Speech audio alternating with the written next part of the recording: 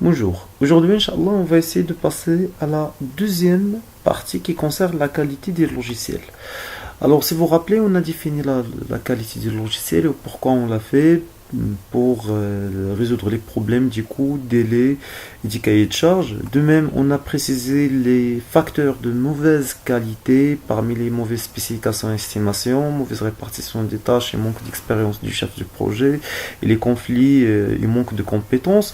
On a précisé qu'on a déterminé ce qu'on appelle une norme ISO 9126 qui regroupe 6 groupes d'indicateurs de qualité qui sont la capacité fonctionnelle, la facilité d'utilisation, la fiabilité et bien sûr la performance, la maintenabilité et la portabilité. Alors aujourd'hui on va commencer la deuxième partie dans la qualité logicielle. Cette partie concerne tout simplement ce qu'on appelle le cycle de vie. Alors généralement un logiciel a un certain cycle de vie, c'est-à-dire dès la création jusqu'à la fin de ce logiciel. Par exemple, on va essayer d'avoir un truc simple. Euh, Microsoft Office, quand ils ont produit Office 2010, ils ont fait un cahier de charge, une conception, développement, validation après, et ils ont fait un cycle de vie que ce logiciel sera on va arrêter à développer ce logiciel une fois qu'on va produire le logiciel, par exemple Office 2013, sachant que c'est une suite du même logiciel. Même parfois, donc il y en a l'idée c'est dès le début jusqu'à la fin du logiciel. Donc de même, c'est quoi un cycle de vie? C'est-à-dire un ensemble séquentiel de phases, c'est-à-dire une suite des étapes. Voilà ce qu'il faut faire en premier terme, la deuxième chose qu'il faut faire, la troisième chose. Et de même, chaque étape a un nom qui est déterminé, c'est bon? Et voilà, donc ça c'est seulement selon les besoins de notre projet. Donc ça c'est ce qu'il faut avoir pour dire le cycle de vie. C'est-à-dire par quoi on va commencer et qu'est-ce qu'il faut faire. Et chaque étape, ce qu'on appelle une phase, est déterminée. Par exemple, on peut remarquer ici qu'on commence par la conception, le développement et la validation. Après, on passe, donc ça, il n'y a pas de revenu, il n'y a que 10 coûts. Donc, que du but, donc on paye.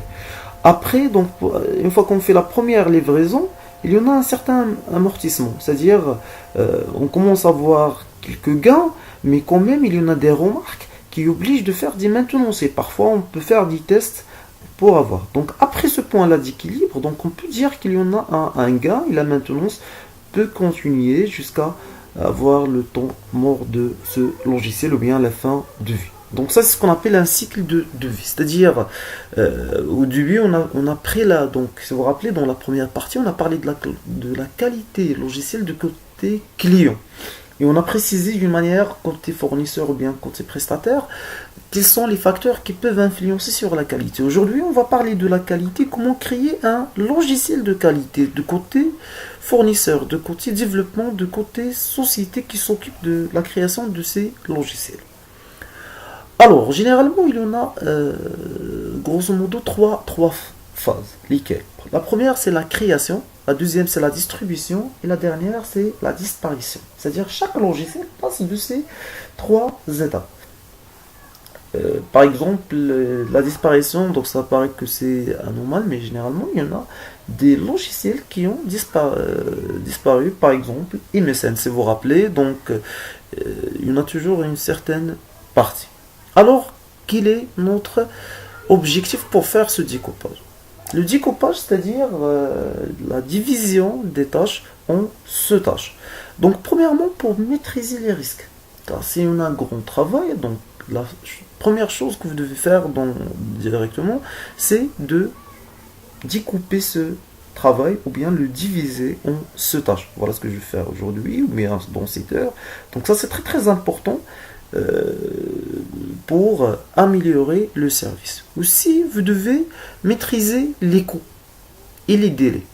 Donc, une fois qu'on va découper le logiciel en sous-tâches, on peut déterminer la durée de chaque petite tâche. À la place de dire qu'un projet va prendre 30 jours, ce sera plus simple de déterminer, voilà, qu'est-ce qu'on va faire pour cette tâche, et vous aurez plus de précision sur la durée, et automatiquement, vous pouvez même demander pour chaque coût.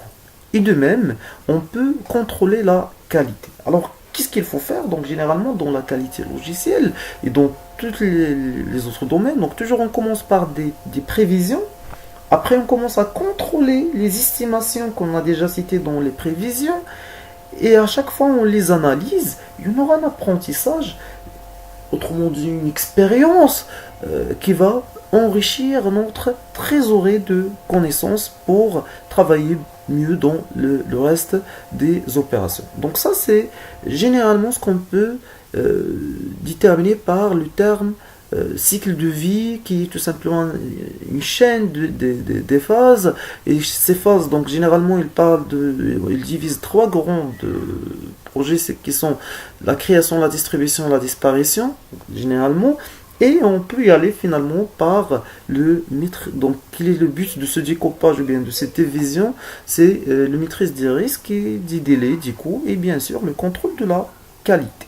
Alors maintenant on va y aller vers les phases d'un cycle de vie. Donc généralement vous aurez plusieurs documents qui déterminent qu'il y a plusieurs phases. Pour notre cours on va essayer de parler de 9.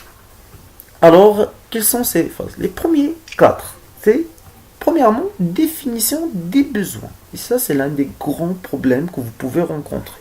Définition des besoins, c'est-à-dire déterminer le cahier de charge. C'est-à-dire vous devez contacter un client, vous devez préciser tout ce qu'ils veulent, et l'écrire.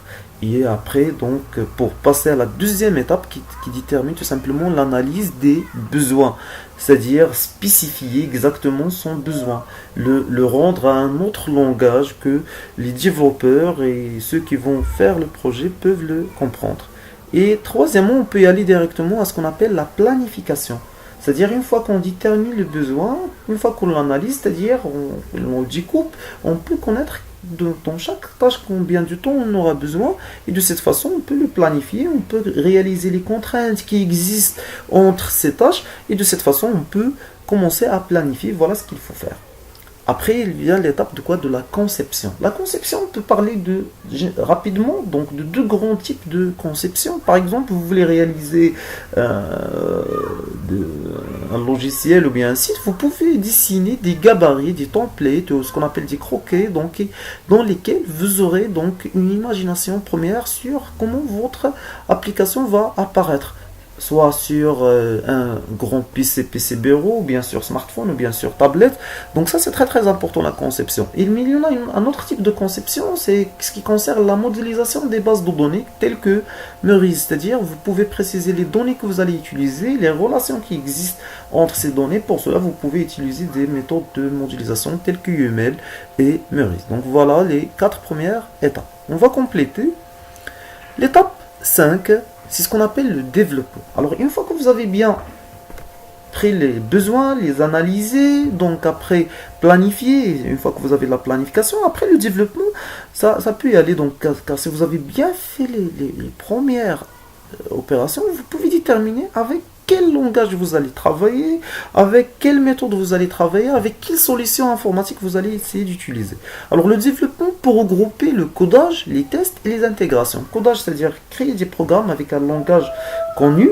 Après, vous pouvez commencer à tester ces langages et dernièrement faire des intégrations pour mieux travailler. Une fois qu'on a terminé le développement, on va essayer de faire la validation.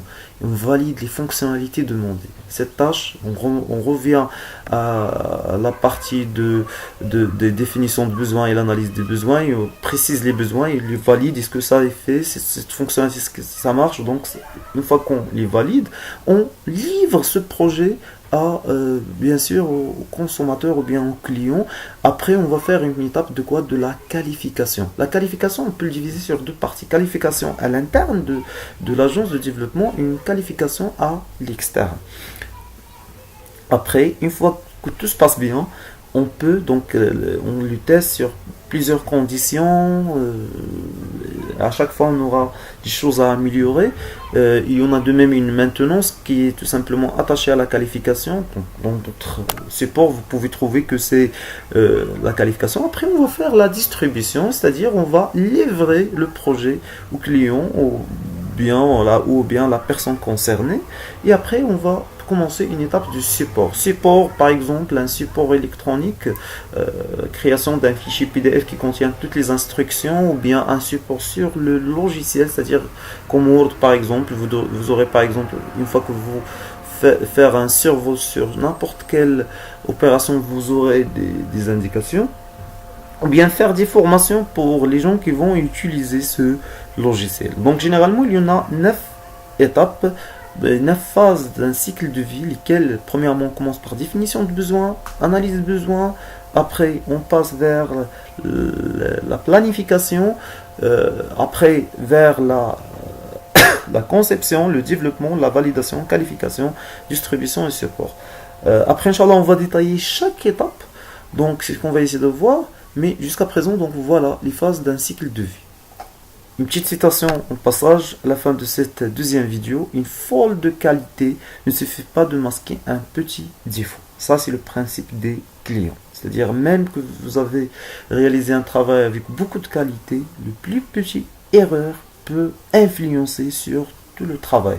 Réaliser 90% du travail, juste 80, même 19% du travail qui est juste et qui est net, 1% des quelques petits défauts peut influencer sur les 100%.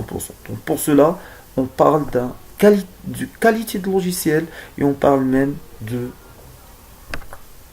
travail, donc des phases, de diviser. Pour cela, il y en a ce module. Merci pour votre suivi et à la prochaine, Inch'Allah, pour compléter le reste des tâches.